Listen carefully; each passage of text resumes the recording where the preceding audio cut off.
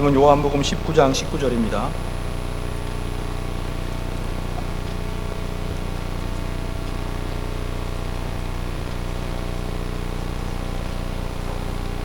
요한복음 19장 19절로 22절 말씀까지입니다. 요한복음 19장 19절로 22절 말씀까지 하나님 말씀 봉독해 드리겠습니다. 빌라도가 패를 써서 십자가 위에 붙이니 나사렛 예수 유대인의 왕이라 기록되었더라.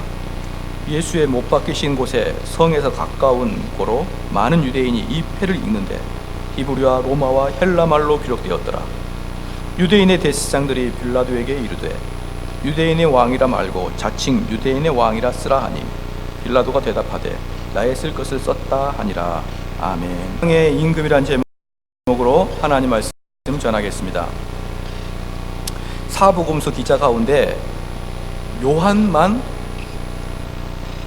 우리 예수님께서 돌아가시는 것을 직접 보았습니다. 십자가 앞에서 사도들 중에서 다 도망가고 요한 사도만 예수님이 돌아가신 것을 보았죠. 그래서 그 십자가에서 어떻게 돌아가셨는지에 대해서 요한은 다른 기자들보다 더 상세히 기록하고 있습니다. 그 중에 요한만 쓴 것이 뭐냐 그러면 예수님께서 마리아를 요한에게 맡기셨다. 사랑스러운 제자라 하면서 요한에게 마리아를 맡기셨다라는 것을 기록해 있고, 십자가상에서 예수님께서 내가 목마르다 그리고 다 이루었다 이렇게 말씀하시는 것이 요한복음에만 기록되어 있습니다. 그 다음에 그리스도 옆구리를 찔러서 물과 피가 쏟아졌다 라고 말한 것도 요한만 말하고 있습니다. 그 중에서도 가장 중요하게 요한만 말했던 게 뭐냐면 십자가의 명패 있죠. 이는 유대인의 왕이다 라는 명패가 3가지 언어로 쓰여 있다 라고 말한 게 요한밖에 없습니다. 오늘 본문 말씀의 19절에 빌라도가 패를 써서 십자가 위에 붙이니 나사렛 예수 유대인의 왕이라 기록되었더라. 예수의 못 박히신 곳이 성에서 가까운 고로 많은 유대인이 이 패를 읽는데 히브리와 로마와 헬라말로 기록되었더라. 이렇게 성경에는요, 그 하나하나 기록되어 있는 게 의미가 없는 게 없고, 그 기록되어 있는 것은 분명히 우리에게 무엇인가를 전달해 주기 위해서 기록된 것이지 그냥 아무 의미 없이 썼다라고 성경을 보면 안 됩니다. 그래서 제가 성경을 읽을 때는 어떤 부분을 조심히 해서 읽으라 했냐면, 그러므로 그 결과 즉시 이런 가운데 들어가는 이 단어들이 매우 중요하다고 한 이유도 바로 그러한 단어 하나하나 때문에 성경 해석이 팍팍 달라지거든요. 그래서 이 성경을 읽을 때는 단어 하나도 왜 이렇게 썼을까라고 주의를 기울여야 됩니다. 그러면 그 팻말을 어떻게 썼냐 그러면 마태복음 27장 37절에는 그의 머리 위에 이는 유대인의 왕 예수라.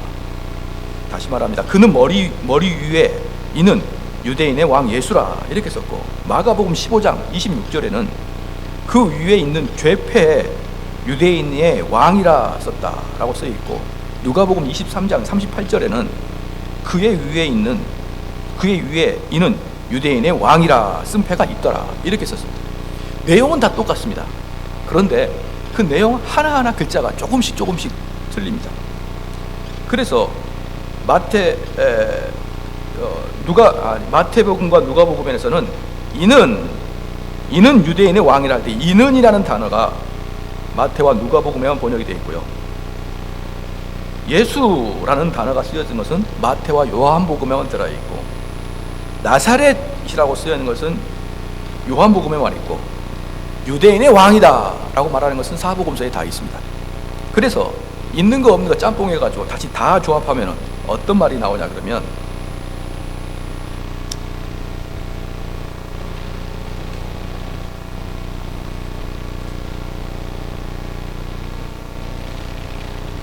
이는 유대인의 왕 나사렛 예수라 이렇게 없는 거 있는 건 조합해서 만들어 보면 그렇게 말이 나옵니다. 이는 유대인의 왕 나사렛 예수라.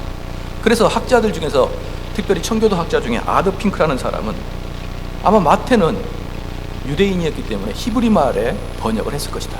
히브리 말로 써놓은 것을 번역을 해서 올렸을 것이다. 그 다음에 누가는 헬라 사람입니다. 그래서 헬라 말을 썼을 것이다.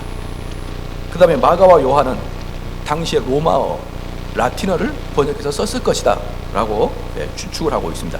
즉, 그 4명의 저자들이 다 똑같은 문구를 보고 번역한 게 아니라 각자 나라 말을 보고 번역을 해서 썼을 것이다 라고 그렇게 추측을 하고 있는 것입니다. 그래서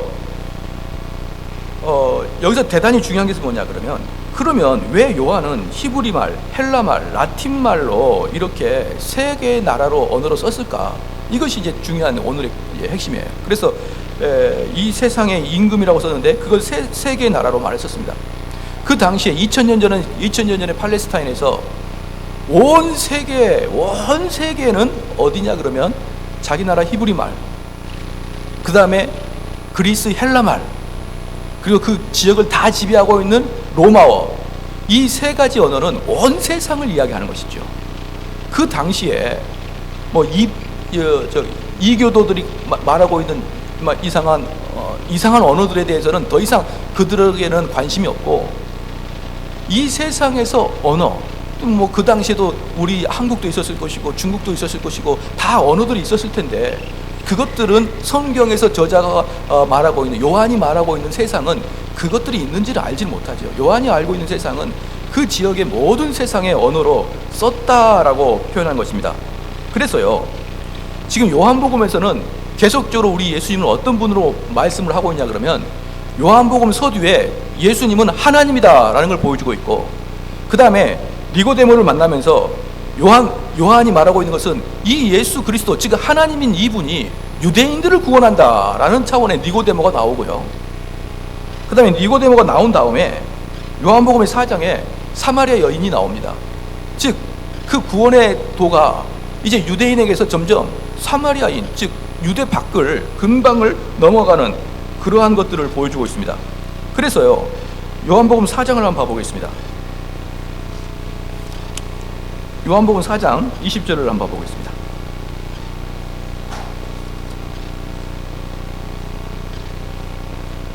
요한복음 4장 20절입니다. 우리 조상들은 이 산에서 예배하는데 당신들의 말은 예배할 곳이 예루살렘에 있다 하더이다. 즉 지금 이 사마리아 여인, 이 여자가 지금 뭐라고 그러냐면, 당신들의 구원은 예루살렘에만 있지 않습니까? 이렇게 이야기하는 것이죠. 그 구원이 예루살렘에만 있는데 왜 그러십니까? 이제 이런 뜻입니다. 그럴 때 이제 우리 같이 한번 읽어볼 것, 42절 한번 읽어보겠습니다. 42절 시작. 그 여자에게 말하되 이제 우리가 믿는 것은 내 말을 인함이 아니니 이는 우리가 친히 듣고 그가 참으로 세상의 구주인 줄 알미나 하였더라. 이제 이 사마리아 여인의 전도를 받고 사마리아 사람들이 뭐라고 하냐 그러면, 그 예수님이 우리의 구주라는 것을 알고 있다는 것입니다. 그러니까 사마리아 여인이 요한복음 4장 20절에 예루살렘만 있다고 그러는데, 그게 이제 시간이 지나서 42절에서는 그 구주, 우리의 구주인 것을 이제 알겠다라고 상당히 발전한 것을 여러분 보실 수 있죠. 그럼 여기서 우리가 중요한 게 있습니다. 예수님에게 예루살렘만 예배를 드려야 됩니까? 라고 이 여인이 물어본 거예요. 그랬더니 예수님께서 21절에, 요한복음 4장 21절에 예수께서 가라사대 여자여 내 말을 믿으라. 이 산에서도 말고 예루살렘에서도 말고 너희가 아버지께 예배할 때가 이르리라 라고 말씀하면서 예수님께서 너희는 알지 못하는 것을 예배하고 우리는 아는 것을 예배하노니 이는 구원이 유대인에게서 남이니라 라고 예수님께서 분명하고 확증하게 이야기했습니다. 자, 그러므로 여기서 2가지를 볼 수가 있는데요, 첫 번째로는 구원이 유대인에게서만 나오는 것입니다. 예를 들어서 구원이 다른 데서도 이렇게 불쑥불쑥 나타나는 게 아니고 유대인에게서만 나는데, 그 유대인에게서만 나는 그 이유는 하나님이 유대인에게만 히브리 말로 구원의 방법을 알려줬기 때문에, 그 여기서 지금 22절에 보니까 너희는 알지 못하는 것을 예배하고 우리는 아는 것을, 즉 구원의 도를 아는 자, 구원의 도를 아는 자, 그 자에게 의해서 구원이 난다는 것이에요. 믿으시기를 주의로 축원합니다. 구원은 어떻게 이루어지냐 그러면 하나님이 뿅뿅뿅 구원을 그렇게 막 씨 뿌리듯이 주는 게 아니고 구원의 도를 아는 자에게 구원을 주시겠다. 근데 그 구원에 대해서 아는 자는 누구냐 그러면 그 구원에 대한 지혜를 히브리 말로 기록하여 성경에 내가 기록하였다, 이 뜻이거든요. 그럼 이것은 지금 무엇을 이야기하냐 그러면 우리가 많이 질문을 하지 않습니까? 목사님, 그러면은 그 세종대왕은 어떻게 됩니까? 세종대왕 구원 받습니까? 안 받습니까? 이렇게 단도직입적으로 물어본 자에게 저는 단도직입적으로 이야기합니다. 네 구원이나 생각해라. 이미 세종대왕은 끝났는데 왜 자꾸 세종대왕 묻고 그러느냐. 단도직입적으로 묻는 자에게는 단도직입적으로 대답합니다. 너나 신경 쓰고 너 부모님이나 전도해라. 세종대왕은 나도 모르겠다, 이렇게 이야기합니다.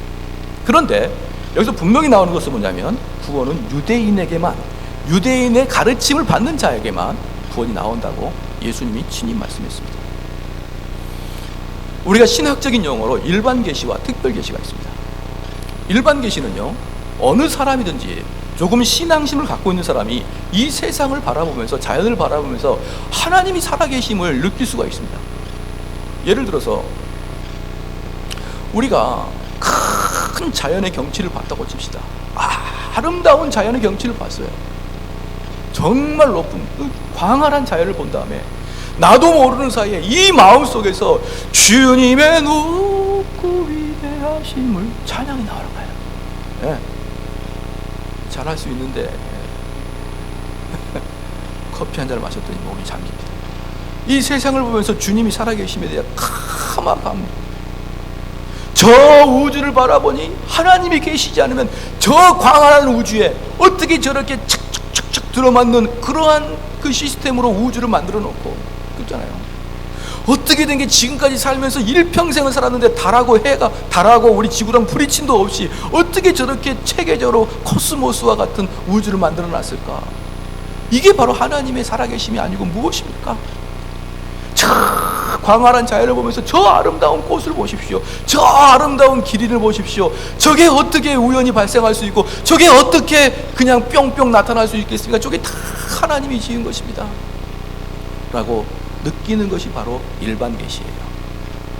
즉 일반 계시의 신학적인 용어로 일반 계시는 우리 사람이 자연을 보면서 하나님이 살아계심을 느끼게 해주는 것을 바로 일반 계시의 역할이라 그럽니다. 어둠 속에서, 내가 고난 속에서 너무 어려울 때 주께서 나에게 오셔서 아들아 딸아 힘들지, 내가 너를 위로하노라. 일반 계시예요. 누구든지 고난 속에 있을 때, 누구든지 어려움이 있을 때 그 하나님이 우리를 위로해 줄 수 있습니다. 일반 계시는 말이죠, 하나님의 살아계신 것, 하나님의 존재하심을 알게 해주고 느끼게 해주는 걸 일반 계시라고 합니다. 그것을 일반 계시가 주는, 우리에게 주는 역할이라고 말하고 있죠. 그러면 특별 계시는 뭐냐? 특별 계시는 성경을 말하는데요, 우리가 느끼고 우리가 존재한다는 것을 알고 있는 그 하나님, 그 하나님에게 어떻게 갈 것인가를 말해주는 게 특별 계시입니다. 일반 계시는 하나님의 존재하심이 있다는 것을 알게 해주시고, 그래서 우리 로마서에 보니까 너희들의 양심이 하나님이 있다는 것을 알고 있지 않느냐. 우리의 양심은 하나님이 존재하는 것을 알고 있습니다. 근데 그 양심은 누구에게나 있냐면 누구에게나 다 있는 것이지요. 특별히 양심에 화인 맞은 사람을 제외하고는 거의 대부분의 사람들은 자기가 죄를 지을 때 양심에 콩닥콩닥 할 것이고, 해야 될 것을 하지 않을 때 양심의 부담감을 느끼실 것이고, 할 것을 하지 말아야 될 때 양심의 부담감을 느낄 것이에요. 그 양심의 존재는 모든 사람에게 있으므로 그 양심은 일반 계시다 이 말입니다. 그래서 그 양심과 그리고 그 자연을 보면서, 아름다움을 보면서 하나님의 살아계심을 아는 자들, 그것만 가지고 구원받을 수 없다는 거예요. 그것만 가지고는 절대로 구원받을 수 없습니다. 구원은, 그러면 하나님이 살아계심을 알았느냐? 그럼 성경의 지혜를 통해서 그분에게 가는 방법을 아느냐? 이게 바로 구원에 연결된 것입니다. 그래서요, 성경을 아무것도 모를지라도, 어제 참 재밌는 일이 있었어요. 어떤 청년 하나가 교회를 어제 수련했는데, 어젠가 그젠가 수련했는데 안 나왔습니다. 그래서 그 청년은 게으름을 피우고 집에 있는데 뭐 시험 봐야 되기 때문에 시험을 준비하기 위해서 집에 있는데 갑자기 천둥번개가 치니까 어이구 내가 교회 안 나가니까 이거 하나님이 노하셨나 보다. 그리고 왔어요. 그리고 저한테 와가지고 목사님 번개 때문에 며칠 전에 번개 많이 쳤지 않습니까? 번개 때문에 저 왔습니다. 목사님 이런 생각도 괜찮나요? 왔으니까 은혜 받아라. 그러한 것들이 일반 은총입니다. 번개를 치면 하나님이 노하셨나, 우박이 내리면 하나님 노하셨나, 이게 일반 은총이에요. 자, 그런데 그런 일반 은총은 꼭 교회를 다닌 사람만 있는 게 아니라 모든 사람의 마음속에 다 있다 이 말입니다. 왜 낮에는 겁나지 않은데 왜 밤에 가면 그렇게 두려운가요? 왜 화날 때는 아무것도 아닌데 왜 컴컴할 때는 뾰족뾰족 머리가 쓸까요? 그게 바로 일반 은총이고, 아, 신이 존재하는구나, 하나님이 존재하는구나, 이렇게 아는 것이 일반 은총인데, 그 일반 은총 가지고는 절대로 구원을 이룰 수가 없다. 왜? 구원은 무엇으로 이루어지니까? 히브리 말로 기록된 하나님이 구원을 이루기자 하는 그 구원의 도를 아는 자에게, 또 다시 읽겠습니다. 너희는 알지 못하는 것을 예배하고 우리는 아는 것을 예배하노니 이는 구원이 유대인에게서 남이니라. 할렐루야. 그래서 구원은 말입니다, 히브리 말로 기록된 유대인에서부터 나고 그 구원은 모든 사람에게 전파가 되는 것입니다. 그래서 말이죠, 구원은 우리 성도들이 구원을 어떻게 이룰 것인지에 대한 지식이 없고 지혜가 없으면요 그냥 앉아있다고 해서 그에게 구원이 이루어지는 게 아닙니다. 구원은 우리는 끊임없이 그 구원의 도를 알아야 되고 구원의 도에 대해서 익숙해져야 되고, 그렇게 우리 머릿속에 하나님 말씀에 특별히 하나님의 구원의 도가 깊이 담겨 있을 때, 그때 비로소 주께서 때가 될 때 우리를 구원으로 이끄시는 것입니다. 이번 수련의 기간 동안에 약 10년 전에 한국 사회에 뜨겁게 달궜던, 그래서 한국 교회를 아주 부끄럽게 했던 영화를 봤습니다. 미량이라는 영화를 봤습니다. 미량이라는 영화를 보는데 여자 주인공이 어떻게 교회를 나오냐 그러면 자기 자녀를 잃어버렸습니다. 자기 자녀가 살해됐지요. 그래서 어디다가 마음 둘 곳이 없는데 지나가는데 어떤 약사 아주머니가 바로 그럴 때 주님을 찾으라는 것이죠. 우리는 알 수 없지만 주님의 뜻이 있을 것이고 바로 그럴 때 주님을 찾으라는 것입니다. 그래서 마침 그 주변에 심령 회복의 축복 성회가 있었던 것이에요. 심령, 아픈 상처와 회복의 축복 성회가 그 지역에서 있었습니다. 그리고 그곳에 가서 막 많은 사람이 가슴을 찢고 하나님을 찾습니다. 하나님, 막 가슴을 치면서 그런 사람들이 많아요. 그런데 거기서 여자 주인공이 막 통곡을 하는데, 그때 목사님이 지나가다가 머리에 안수를 해주는데 바로 그때 평안을 얻는 것이에요. 평안을 얻는 것입니다. 그리고 마지막에 그 여자 주인공이 막 가졌던 평안은 가짜라는 게 다 나타납니다. 저는 그걸 보면서 너무 부끄러웠습니다. 왜 부끄러웠냐 그러면 그런 형태에서 포함되지 아니할 교회가 많지 않거든요. 그래서 한번 생각을 해봅시다. 우리가 진짜 한번 생각해 봐야 되는 것이에요. 무엇을 생각해야 되냐면 바로 그 여자 주인공처럼 하나님도 몰라, 예수님도 몰라, 그냥 마음속에 고난을 갖고 있는 사람이 이 교회에 왔다고 칩시다. 그러면 그 여인을 어떻게 하여야 예수님 만나게 해줄 수 있을까요? 그 교회에서는, 그 영화 속의 교회에서는 계속 그 자매에게 계속 심령 치유를 하는 것입니다. 괜찮다, 하나님이 보호하신다, 하나님이 함께 하신다. 그러니까 그 자매가 너무너무 기뻐하는 것입니다. 하나님과 같이 있는 걸 기뻐합니다. 하나님이 자기와 같이 마음을 위로해 주는 걸 기뻐합니다. 좋아합니다. 그런데 혼자 있을 때는 슬픕니다. 혼자 있을 때는 슬퍼요. 그리고 나중에 화가 났을 때 그 여자 주인공이 이거 가짜 아닙니까? 라고 하소연하는 영화가 미량이었습니다. 사랑하는 성도 여러분, 많은 사람이 그렇게 얘기합니다. 내 마음에 상실감이 있을 때, 실패할 때, 낙담할 때 우리 주님께 찾아오면 주님 만나줄 거라고 생각하는 거예요. 그런데 이제 한번 물어볼게요. 성공하면 어떡할 겁니까? 낙담해서 교회 들어왔는데 하나님께 기도하고 하나님께 간절히 부르짖더니 이제 성공하기 시작합니다. 그럼 어떡할까요? 교회를 떠나게 될 것입니다. 저희가 외국에 나가게 되면 말이죠, 이민을 가거나 외국에 장기간 살기 위해서 나가게 되면 그 새로운 지역에 가기 위해서 상당히 마음의 부담감을 느끼죠. 그래서 만약에 예컨대 내가 이태리로 간다. 그러면 이태리 뭐 로마에 있는 한인회가 있습니다. 그럼 거기에 사이트 들어가서 내가 9월 달에 로마로 가는데 무엇을 가져가야 됩니까? 이러면은 그 한인회에 있는 어떤 그 마음씨 좋은 사람이 댓글을 달아줍니다. 로마에는 무엇이 필요하고 한국에서 갖고 올 것은 무엇이고, 그렇죠? 밥솥도 가져오고 옷도 가져오고 이런 것들이 무엇을 가져오고 뭐 갖고 올 필요 없다 이런 것도 탁 나열해 줍니다. 그럼 그분하고 한 달 동안 계속 인터넷에서 주거니 받거니 하다 보면은 딱 둘이가 친구가 됩니다. 그러면 내가 당신이 그러면 이제 우리는 기독교니까 교회도 소개시켜 주십시오. 그러면 저도 교회를 다닙니다. 그래서 친구가 돼서 그때 딱 그 로마에 도착했을 때 나를 픽업하러 옵니다. 그분이 자기들의 헌신까지 해서 봉고차 같은 걸 딱 몰고 와서 우리를 픽업해 갑니다. 그리고 말이죠, 100% 그분을 따라서 교회 가게 되어 있습니다. 그게 외국이 이민교회들의 전도법이지요.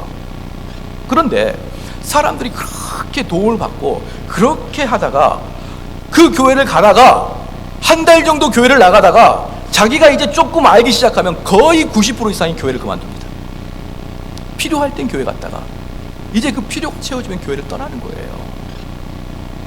그러니까 이민교회 사람들도 그것 때문에 상처를 많이 받습니다. 그래서 대놓고 나는 유학생들 나는 이민자 싫어한다 이런 목사들도 많습니다. 왜? 너무나 많이 교회를 그렇게 이용해 먹으니까. 그런데 보십시오, 내가 어려움과 고난과 내 마음속의 슬픔 때문에 교회를 나왔는데 위로받으면 어떻게 하겠습니까? 가는 거예요. 끝날 겁니다. 내가 경제적으로 파산됐습니다. 그런데 내가 기도 열심히 했더니 경제가 회복되기 시작합니다. 그러면 교회를 등한시 나옵니다. 내가 건강이 나빴습니다. 건강 달라고 막 기도했더니 그 건강으로 뭐 합니까? 얘들하고 술 먹으러 갑니다. 내가 그냥 건강이 나빠져가지고 그렇게 하나님께 기도했는데 그 건강으로 뭐 하는 거예요? 주일날 운동하러 갑니다. 사랑하는 성도 여러분, 우리가 교회를 나오는 이유가 이 세상의 상실감 때문에 나오기 시작한다 그러면 바로 그게 우리를 배반하게 이끈다 이 말입니다. 그래서 이 교회에 상실감을 가진 사람, 저 사람은 실패했으니까 교회 나와서 주님을 붙들겠지, 아닙니다. 그렇게 주님을 붙드는 게 아닙니다. 주님을 붙드는 것은 히브리 말로 나오는 구원의 도를 들어가야지만 비로소 주님을 붙드는 것이지요. 그럼 히브리 말에 뭐라고 나왔습니까? 주님을 붙들기 위해서는 너의 심령이 낮아져야 된다는 것입니다. 그런데 그때 낮아져야 되는 게 무엇이냐 그러면, 내가 사업에 실패해서 내가 되는 게 없어서 내 마음이 너무 공고해서 그렇게 낮아지는 게 아니고, 하나님 말씀으로 내 양심을 찌름으로 인해서 내가 하나님 앞에 죄인이구나 라를 깨달은 것이에요. 다시 말하겠습니다. 내가 실패해서 낙담하는 거하고 내가 죄인이어서 내 마음이 낮아진 것은 전혀 아무 관계도 없는 영역입니다. 사랑하는 성도 여러분, 이게 교회에서 말하고 있는, 이게 히브리 말로 말하고 있는 구원의 도라는 것입니다. 이걸 모를 때는 그 사람이 비록 교회에 있을지라도 구원과는 관계가 없다는 것입니다. 그래서 우리 주님께서 말씀하고 있는 것이 너희는 알지 못하고 예배한다 그랬습니다. 즉 무슨 말입니까? 구원의 도를 하나도 모르고 내가 이 세상의 공고함만을 가지고 이 교회에 나오면은 그 하나님은 어떤 하나님이냐 그러면은 내가 마음이 아픈 것을 위로해주고 내 마음의 상처를 싸매주고 나를 용기 주는 그런 하나님이지만, 실제적으로 우리가 어떤 하나님이 필요합니까? 어떤 예수님이 필요하죠? 우리를 구원하실 예수님이 필요합니다. 그러면 그 예수님은 누구를 구원합니까? 자기의 죄인됨을 깨닫는 자를 구원한 것입니다. 그러므로 그가 예수님 만나기 위해서는 하나님 말씀으로 내가 죄인이구나를 실제로 깨달은 사람, 그 사람에게 구원이 이를 것이라. 그게 바로 히브리에게 맡겨주신 언약입니다. 이것은요, 어떠한 사람의 아이디어에서 나온 게 아닙니다. 이것은 오직 하나님이 직접 그 아이디어를 만드시고 그 아이디어를 우리에게 주신 것입니다. 그게 바로 십자가의 길입니다. 사랑하는 성도 여러분, 이렇게 말씀을 드리면 좀 극단적일 수가 있습니다. 많은 사람들이 우리를 개혁교회라고 합니다. 그런 개혁교회인데 개혁교회는 크게 두 가지의 줄기가 있습니다. 무엇이냐 그러면 지금 저희 교회가 하고 있는 영국, 미국 청교도가 있습니다. 그리고 네덜란드에서 꽃이 피었던 화랑 개혁교회가 있습니다. 이 두 개는요 아주 커다란 개혁주의 두 개의 흐름이고, 이 둘이는 서로 친구가 되어 있습니다. 친구가 되어 있지만 우리가 화란 개혁교회를 향해서 조금 불만을 갖고 있는 게 있습니다. 그게 바로 뭐냐면 화란 개혁교회는 구원의 도를 많이 죽였습니다. 그리고 무엇을 많이 발전시키냐면 사회를 이해해야 된다. 사회를 이해해야 된다라는 차원으로 많이 갑니다. 그래서 그쪽 계열의 신앙을 갖고 있는 사람들은 신앙, 성경도 중요하고 신학도 중요하지만 사회 사람들이 무엇을 생각하는지를 알아야지 그들을 변화시킨다라고 이야기를 하는 것이지요. 그런데 여기에 반해서 청교도 개혁교회는 무엇을 중요시 여기냐 그러면 그런 것도 중요하지만 진짜 중요한 것은 너 구원 받았냐는 것이에요. 너 구원 받고 사회를 이해하느냐는 것입니다. 지금 너의 영적 상태는 어느 상태에 있는데 너의 영적 상태는 일단 접어들고 왜 사회를 쳐다보느냐 이거지요. 그런데 이 둘이가 만나면 으르렁 거립니다. 사회를 이해해야 된다. 아니다.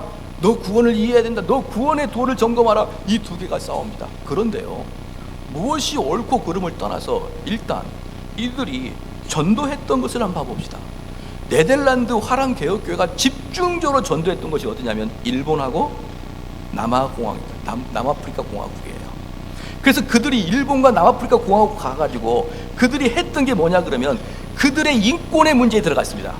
왜? 사회를 알아야 되고 그들을 변화시키려면 그들을 이해해야 되고 그렇게 들어갔기 때문에 그 남아공에 들어가서 인권을 변화시켰는데 지금도 흑백 갈등이 가장 심한 곳이 남아프리카 공화국이에요.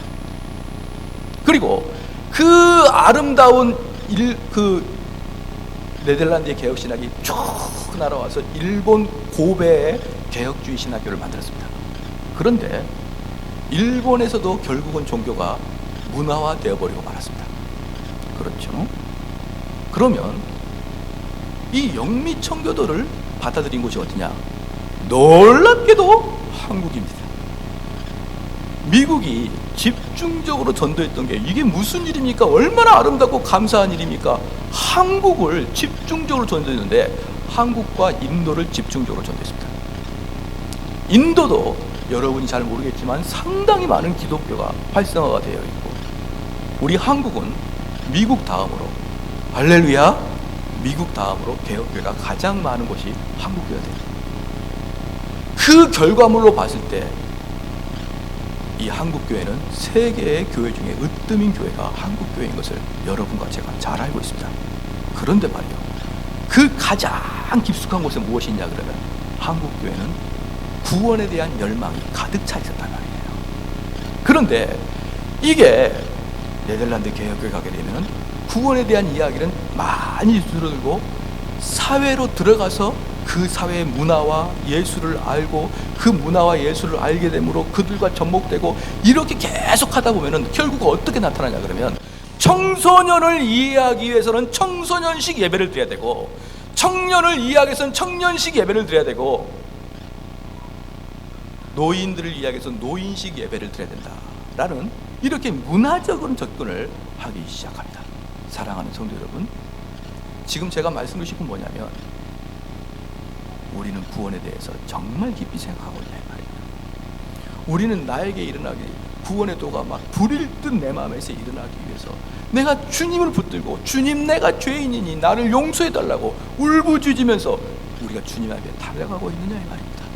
만약에 그게 아닌 나는 이미 구원을 받아버렸으니 이제 나는 이 세상에서 내가 문화를 전공하고 그래서 그 문화에 기독교를 접목시켜서 그곳의 사람을 변화시키겠다 이렇게 나가기 시작하면 말이에요, 많은 경우에 구원의 도를 딱 놓쳐버리고 맙니다. 그리고 그렇게 내가 구원에 대해서 확증한 다음에 그리고 사회를 나가는 것이고 그리고 가정을 돌아가는 것이고 그리고 교회에서 내가 구원받은 자의 모습을 현격히 드러내게 하는 게 바로 우리 교회가 추구하고 있는 그런 이론인 것을 아시기를 주의로 축원합니다. 그래서 우리는 신앙생활 할 때 히브리 말로 기록된 하나님의 도를 깊이 아는 것, 그것을 말하기 위해서 히브리 말로 기록됐다고 말합니다. 두 번째, 헬라 말입니다. 헬라 말은 무엇입니까? 헬라는 그리스를 말합니다. 당시의 그리스는 말이죠, 모든 철학과 예술과 사상과 과학이 전부 다 그리스 말로 되어 있습니다. 즉 지금 여기서 요한이 말하고 있는 게 무엇입니까? 왜 그리스 말로 썼습니까? 그렇습니다. 내 종교적인 영역뿐만 아니라 내 영혼의, 내 거듭남의 문제일 뿐만 아니라 실질적인 학문의 세계에서도 지성이 거듭나야 된다는 것이에요. 내가 세상적인 학문으로 가다가 결국 이게 하나님과 반대되고 부딪히는 그런 학문이 아니라 내가 가지고 있는 구원의 도로, 이 세상 학문을 하나님을 변호하는 그런 학문으로 만들어가라 이 말입니다. 할렐루야. 바로 이 부분이 네덜란드 개혁교회가 주장하고 있는 것입니다. 그런데 이 부분이 하기 전에 우리가 연미청교도의 개혁교회를 충분히 한 이후에 이제 우리는 헬라 철학으로 되어 있는, 그렇죠, 헬라어로 기록되어 있는 이 세상에 들어가서 실제적인 빛과 소금의 역할을 감당하고 있느냐 이 말입니다. 목사님, 저 충격받았어요. 왜 충격받았니? 그랬더니 너 내일 뭐해? 물어봤더니 내일 교회가. 그랬더니 너 교회가? 사람이 그랬다는 것이에요. 목사님, 제가 왜 이 모양일까요? 왜 사람들이 저를 보고 놀랄까요? 사랑하는 성도 여러분, 우리는 빛과 소금의 역할을 하게 된다 그러면 나 주일날 교회 가. 그러면 너 교회 갈 것 같더라, 교회 다닐 것 같더라, 이렇게 되시기를 주의로 축원합니다. 몰랐다. 너가 교회 다니면은 아주 깜짝 놀랄 일이네. 아주 전혀 교회 안 다닌 사람 같아. 이런 것들이 얼마나 부끄럽고 얼마나 창피스럽습니까? 그래서 나 교회가 그럴 것 같더라. 그래서요, 헬라 말로 기록되어 있다는 것은 뭐냐면 여러분의 각 직장에 들어가서 각 처소에서마다 여러분이 그리스도의 향기를 드러내야 된다는 것입니다. 두 번째, 세 번째, 라틴어입니다. 라틴어는 지금이나 예나 법을 만드는 게 라틴법입니다. 로마법은요, 모든 법대에서 꼭 보는 게 로마법입니다. 그래서 지금의 법은 로마법이 체계를 잡았고요. 그래서 로마어는 법과 정치와 군사력을 이야기할 때 로마법을 이야기합니다. 지금 무슨 말입니까? 종교적인 히브리 말을 쓰는 사람도, 철학적이고 학문적인 헬라 말을 쓰는 사람도, 권력 있고 권세 잡은 자의 라틴 말을 쓰는 사람도 전부 다 그들 위에 예수 그리스도가 왕이더라 이 말입니다. 이 세상의 각 분야에서 예수 그리스도가 왕의 역할이 아닌 데가 아무도 없다는 것입니다. 그런데 우리는 자칫, 처음에 다시 말씀을 드린 것처럼 자칫 속아 넘어가고 자칫 이해를 못하는 게 뭐냐면, 이 사람은 가난해, 이 사람은 아주 불행해, 그러니까 이 사람은 전도하면 잘 될 것 같아. 예. 그리고 이 사람은 성공했어요. 이 사람은 정말 학문이 깊어. 이 사람은 권력자입니다. 이 사람한테는 전도해도 끄떡도 안 할 것 같아. 그래서 사람들이 저한테 와서, 목사님, A라는 사람을 전도하고 싶은데요, 지금이 딱 열매가 맺었어요. 왜? 아주 고달파하거든요. 아주 되는 게 없습니다. 지금이 그 사람이 전도의 적기 같아요. 아닙니다. 사랑하는 성도 여러분, 그렇게 생각하게 되면 다시 아까 미량의 이야기가 또 나오는 것이에요. 그 사람이 고난받을 때 예수님 잘 만날 것 같지만 그렇지 않습니다. 그것과 예수님 만나는 영역 자체가 틀리는 것입니다. 그러므로 그 사람이 잘나고 권세가 있고 능력이 있을지라도 그 마음속에는 여전히 공허함이 있는 것이에요. 바로 그 사람에게 뭐라 해야 됩니까? 너 이렇게 살다간 지옥 간다는 이야기를 해야 되는 거예요. 너가 그렇게 출세하고 그렇게 성공할지라도 너가 눈을 딱 감고 누구를 의지할 거니? 누구를 의지할 거니? 아무리 성공한 사람에게도 그 마음속에 하나님을 아는 영역이 있더라. 이게 일반론적입니다. 그 사람에게 예수 그리스도를 전해야 됩니다. 그런데 우리는 미리 짐작, 가난한 자, 연약한 자, 실패한 자는 예수님 잘 받을 것 같고, 성공한 자, 권력자는 예수님 말했다간 흥거릴 것 같다, 이렇게 생각하는데 그렇지 않습니다. 사랑하는 성도 여러분, 누가 예수를 믿느냐 그러면, 누가 예수를 받아들이느냐? 선택된 자는 누구든지 받아들이게 되어 있습니다. 그러므로 그 선택된 자가 어쩔 때는 대통령일 수 있고요, 어쩔 때는 거렁뱅이 될 수 있습니다. 그 선택된 자는 우리 눈으로는 누구인지 알 수 없습니다. 그가 외적으로 성공했다고 할지라도 절대로 그가 선택되지 아니한 자가 아닐 수가 없습니다. 그래서 우리는 사람을 외모로 판단하지 아니한다 그러는데, 왜? 자꾸 잘난 사람을 보고 저 사람은 믿음이 없을 거야 라고 외모로 판단하는지 모르겠습니다. 우리는 못난 사람을 보고 우리 육체의 눈으로 실패한 사람을 보고 그 사람을 위하고 그 사람을 따뜻해야겠다 이런 마음은 있는데, 왜 잘난 사람 들어오면 저 사람을 좀 배척해야겠다, 저 사람은 좀 너무 잘난 것 같아, 왜 사람을 외모로 판단하느냐 이 말이에요. 우리 주님은 말입니다, 훌륭한 니고데모를 만날 때도 죄 많고 쓸모없는 수가성 여인을 만날 때도 똑같이 대해줬습니다. 차별이 없습니다. 그런데 우리는 잘나면은 차별하고 못나도 차별하고, 나랑 고향이 틀려도 차별하고, 나랑 사상이 틀려도 차별하고, 나랑 나이가 틀려도 말을 안 하고, 우린 각자 찢어 있습니다. 사랑하는 성도 여러분, 우리 주님은 이렇게 말씀하시는 것이에요. 나는 너희가 어떤 사람이든지 그것을 보지 않겠다. 네가 죄가 얼마나 많은지 나는 그걸 보지 않겠다. 네 기준에 따라 어떻게 행했는지 그것은 아무런 차이도 가져오지 못한다.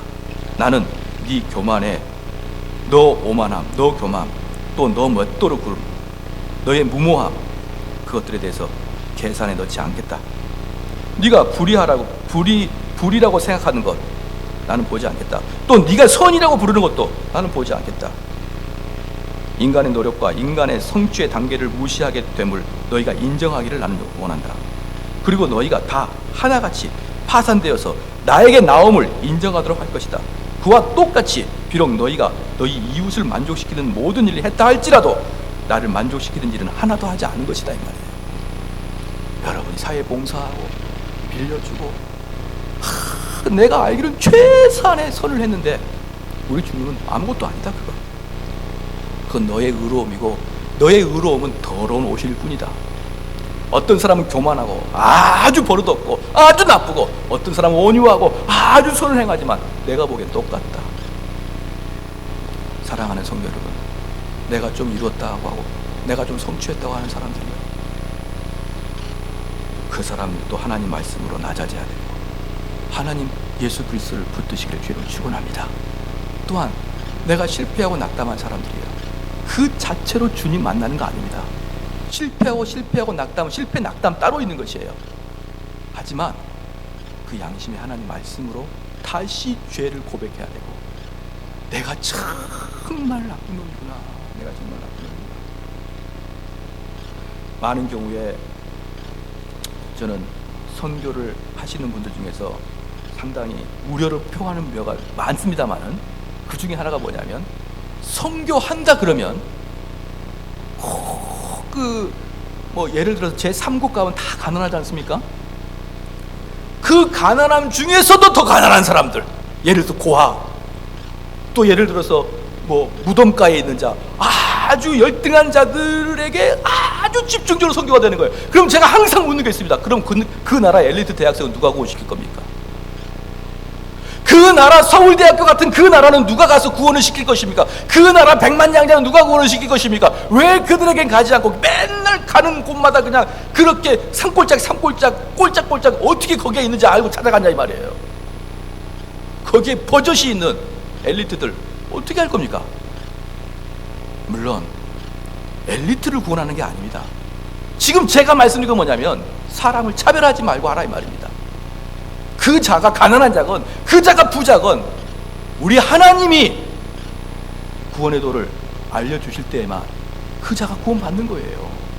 그리고 그 사람이 권세자건 그 사람이 권세가 없는 자건 똑같이 예수 그리스도가 왕인 것입니다. 그것을 우리는 자꾸 잊어버리고 사람을 외모로 판단하는 거예요. 그래서 저는 선교사들이 자꾸 그런 식으로 꼴짝꼴짝 가는 것을 저는 반대합니다. 그래서 저는 도심으로 갈 겁니다. 왜 그렇습니까? 기독교는요, 다른 말로 도심의 역사입니다. 처음에 어디서 터졌습니까? 로마에서 터졌지요. 최고의 나라. 그 다음에 로마가 잠잠해지자 또 어디서 터진 줄 아십니까? 콘스탄티노플에서 터졌어요. 콘스탄티노플, 지금의 터키 이스탄불인데요, 그 콘스탄티노플이 얼마나 컸냐 그러면, 그때 로마 인구가 2만 명일 때 콘스탄티노플은 인구가 50만 명이었습니다. 교회는 말입니다, 사람이 많이 있는 곳으로 차곡차곡 옮겨 다녔습니다. 교회는 수도원이나 절간처럼 산속에 있는 게 아니에요. 항상 사람을 변화시키기 위해서 사람 옆에 있어야 되는데, 왜 그 도심의 많은 사람들을 내비두고 자꾸 산속, 시골, 가난한 자한테만 가느냐 이 말이에요. 사랑하는 성도 여러분, 무차별적으로 하시기를 주여러분 축원합니다. 전도할 때 지금 애가 10년이 가난해졌다, 애한테 전도해야지, 그렇게 하지 마시고 아무리 찔러도 피 한 방울 안 나올 것 같은 그 사람에게도 복음을 전하시라 이 말이에요. 스스로가 이 사람은 되고 안 되고 판단하지 마시기를 주의 이름으로 축원합니다. 우리 주님은요, 그런 게 아무 필요가 없는 거예요. 그의 세상의 성공과 세상의 멸망이 우리 주님의 입장에서는 필요가 없는 것입니다. 우리 주님은 그 영혼을 건지기를 원하시는 것이에요. 마지막 결론 말씀드리겠습니다. 마지막에 우리 예수님께서 십자가에 못 박힐 때, 그때 사람들의 본성이 다 드러났습니다. 지금 무슨 말입니까? 여기서 마지막에 다시 오늘 본문 말씀 한번 보겠습니다. 요한복음 19장 21절 말씀. 요한복음 19장 21절 말씀 다 같이 한번 읽겠습니다. 시작. 유대인의 대제사장들이 빌라도에게 이르되 유대인의 왕이라고 말고 자칭 유대인의 왕이라스라. 이 사람들이 얼마나 예수님이 싫었으면은 유대인의 왕이라 쓰지 말고 자칭이란 말을 붙여달라는 것이에요. 십자가 앞에서 우리 주님은 그 로마 백부장에게 구원을 줬습니다. 또 옆에 강도에게 구원을 줬습니다. 그리고 우리 요한에게 어머니를 맡겼습니다. 또한 십자가 옆에 있는 로마 병사들은 우리 예수님을 희롱하였습니다. 십자가의 좌편에 있던 그 강도는 우리 예수님을 저주했습니다. 그리고 여기에서 나와 있는 십자가 앞에 있는 유대인들은 예수님이 너무너무 미워서 그 자칭이라 써달라고 했습니다. 사랑하는 성도 여러분, 십자가 앞에서는 이렇게 홍해처럼 쫙 갈라집니다. 십자가 앞에서는요, 자기 자신을 숨길 수가 없는 것이에요. 즉 제가 말씀드렸던 십자가의 도를 설교하기 시작하게 되면 우리의 죄를 책망하기 시작하고 십자가의 도를 시작하면 거기에서 중립지대는 발견되지 않습니다. 그 도가 감사하든지, 그래서 그 도를 축구하기 위해서 열심히 그리스도를 쫓든지, 아니면은 스데반을 죽이든지 돌로 던지든지 둘 중에 하나로 탁 갈라지는데, 십자가 앞에서 그러한 역사가 발생합니다. 그러므로 정말 바라기는 우리 성도가 오늘 말씀을 들었으면 내가 그러면은 구원의 도를 달려가도록 내가 이제 얘를 써야겠구나, 내가 주님 말씀에 순종하고 살아야겠구나, 내가 주의 말씀이 선포되는 곳에 와야겠구나, 이 교회가 추구하고 있는 일에 내가 열심히 헌신해야겠구나, 이런 마음으로 불일 듯 일어나기를 주의로 축원합니다. 축원합니다. 그러지 아니하고 그냥 평범하게 교회를 왔다 갔다 시계 추처럼 왔다 갔다 한다 그러면요, 우리 주께서 언제 그 사람을 다시 잡을 것이며 우리 주께서 언제 그 사람의 마음을 뒤엉켜서 하겠느냐 말이에요. 그래서 여기에 나오는 사람처럼 십자가 앞에서 내가 그 십자가를 붙드는, 그래서 마지막에 그 강도가 이야기했듯이 나를 마지막 날에 나를 기억하여 주시옵소서라고 강도가 고백했듯이 우리도 주 앞에서 나를 받아주시옵소서. 마지막에 탕자 보십시오. 탕자가 아버지한테 찾아가서 뭐라고 합니까? 나를 아들로 생각하지 말고 이제 저를 누구의 하나로? 종의 하나로 받아주시옵소서. 얼마나 겸손해집니까? 우리 모두가 주 앞에 겸손해지기를 주의 이름으로 축원합니다.